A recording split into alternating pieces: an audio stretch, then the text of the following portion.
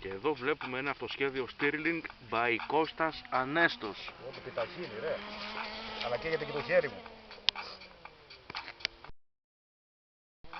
Έλα, πιάνουμε τους 15 κόμβους.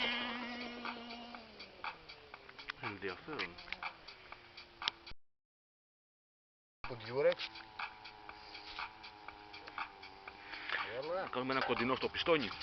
Περίμενα ρε, καίγομαι. Κάκε.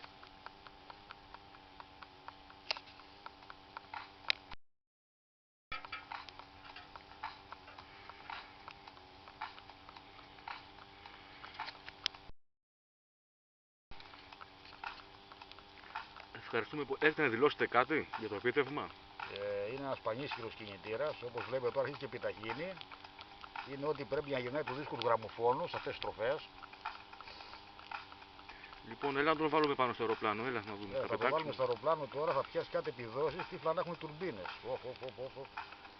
Έλα. Το θέλω. Ευχαριστώ πολύ. Είναι για να ψήνεις μαζί με τον καφέ να δούμε εδώ πέρα τώρα.